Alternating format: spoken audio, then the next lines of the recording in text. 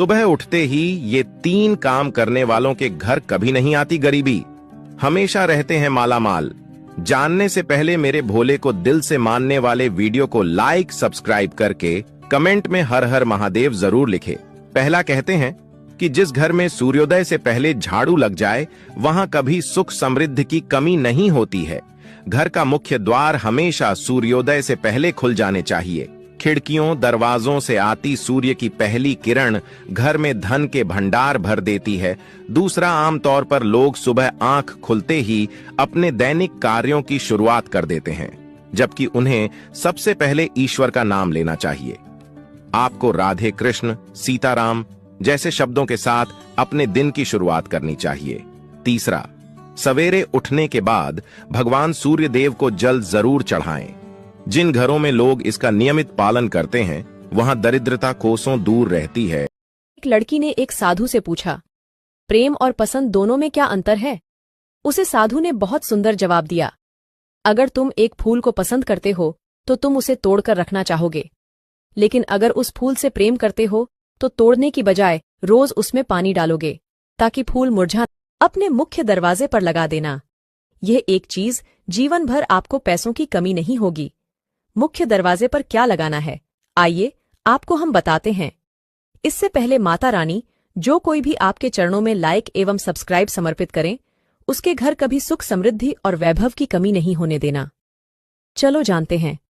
कभी कभी आपने अचानक ऐसा देखा होगा कि आपके घर पर हानि होना शुरू हो जाती है। घर में कलह और झगड़ा होना शुरू हो जाता है। ऐसा क्यों?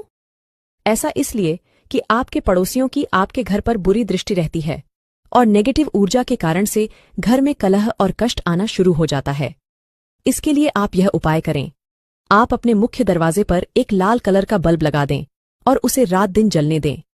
ऐसा करने से आपके घर में कभी भी नेगेटिव ऊर्जा। बेटी की शादी करते समय ध्यान रखना और इन 4 जगह पर बेटी की शादी कभी नहीं करना चाहिए। पहला, अपनी बेटी की शादी ज्यादा नजदीक नहीं करना चाहिए, नहीं तो बेटी मौका मिलते ही मायके आने का प्रयास करेगी, जिसके कारण उसके ससुराल में तनाव की स्थिति उत्पन्न हो जाएगी। दूसरा, अपनी बेटी की शादी ज्यादा अमीर खानदान में नहीं करनी चाहिए, नहीं तो वो लोग आपकी बेटी और आपको नीचा दिखाने का प्रयास करेंगे, जिसके कारण पारिवारिक तनाव की स्थिति उत्पन्न हो सकती है। तीसरा, अगर आपकी बेटी और दूल्हे में उम्र का ज्यादा अंतर है तो उनके विचारों में भिन्नता आ सकती है, इसके कारण उनमें झगड़ा हो सकता है। बेटी और दूल्हे में 2 से 3 साल का अंतर होना चाहिए। चौथा, अपनी बेटी की शादी लालची परिवार में कभी भी नहीं करना चाहिए। ऐसा परिवार हमेशा ही आपसे कुछ न कुछ मांगते रहेंगे। आपको हमारा सुझाव कैसा लगा कमेंट में जरूर बताएं। एक बच्चा अपनी माँ को लेकर कपड़े की दुकान पर पहुंचा। पहनावे से ही दोनों माँ बेटे गरीब लग रहे थे। दुकानदार ने पूछा, क्या चाहिए? बच्चा बोला, माँ का जन्मदिन है, साड़ी दिलाने लाया हूँ। दुकानदार बोला, आइए साड़ी पसंद कीजिए। कुछ देर बाद उस महिला को एक चुनरी वाली साड़ी पसंद आ गई, मगर जब साड़ी की दाम पूछा तो दोनों माँ बेटे एक दूसरे का मुंह देखते रह गए।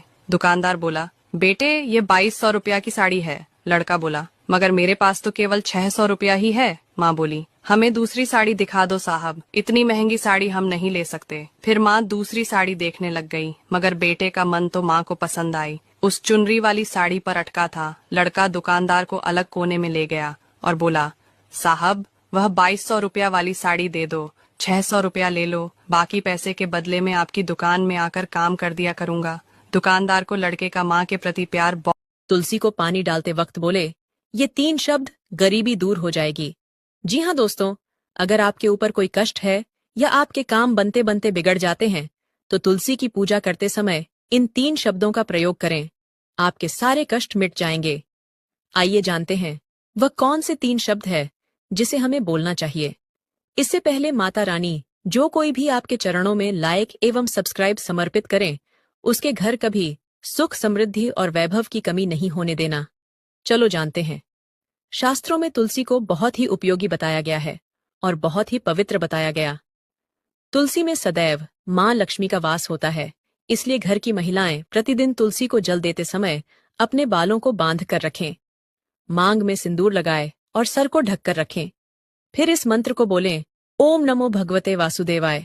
इस मंत्र में इतनी ताकत है, आप प्रतिदिन तुलसी की पूजा करते समय इस मंत्र को बोलते हैं तो कुछ